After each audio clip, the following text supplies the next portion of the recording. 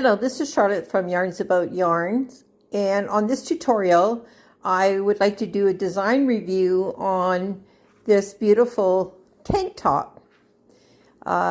It's called My Daisy Granny Tank, and I called it My Daisy because I've modified the typical granny square. Mine has a few less petals around than the typical daisy granny that you might see.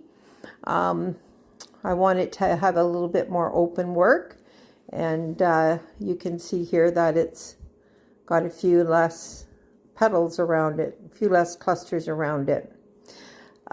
This top is really a fun top to make because it's interesting. You're not going to be bored making the same row after row of the same stitch. It's got lots of interesting things to do. First you make your granny squares, and then you join them together using this flat stitch join, which is really easy to do, but it gives a nice little decorative detail between the granny squares. Then you add a little this raised decorative edging that I've used between the pattern repeats, and also used it as a trim around the neckline and around the sleeves, armholes, all around. So that keeps it interesting. And then you have rows of different stitches. They might be double crochets or half double crochets. It's got the typical granny stitch in between, and one pattern repeat, and then you do this decorative stitch again. So I have done mine in I've used the Caron cotton cakes, and I believe this color is called beach, I think it's called Beach View is the color here. But what I've done is I've done a little hack with mine. Instead of using the colors as they roll off of the cake, I like to cut my yarn where the colors change, and you can barely see here that it goes from this yellow shade, the yellow shade here, and it's going in, changing into this kind of caramel color. And so I actually cut my cakes here, and I wind them into separate balls, and I use them to place the colors where I want to place them.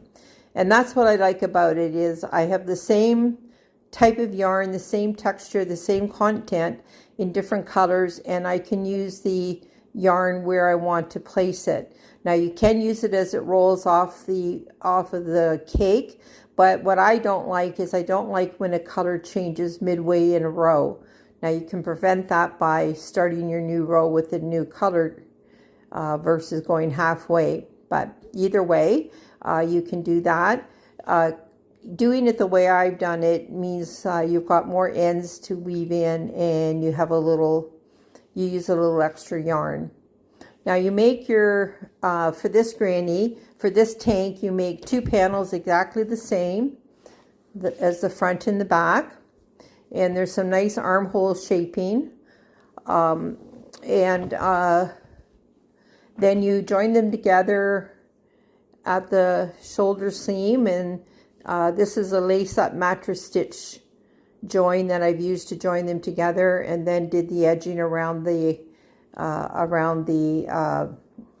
straps on either side and down around the armholes. Then I've added the edging onto the side seams and then joined them along the side seams.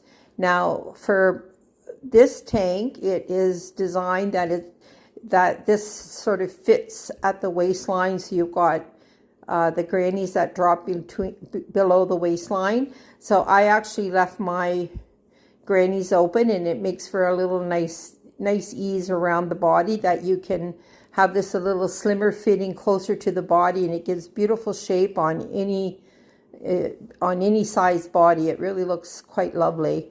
And this extra allows from some ease over the tummy and the hips. Now, if you want, this also looks really great cropped. So you would just leave out a couple of rows or maybe a pattern repeat. If I was going to crop it and this was my last, this was the bottom of my tank, I probably would sew them up here. But you can wear it cropped, or you can also, if you're taller or you want more coverage, you can add more rows to give you additional length. Now, the pattern includes all the information for the special stitches, all the information for the techniques, like whether you're doing, how to do the granny, how to do this trim, how to do the flat join, how to do the lace up join on the shoulder seams, how to lengthen it, and how to crop it. So all the information is included in the pattern. There's lots of picture tutorials to guide you along. And for some of the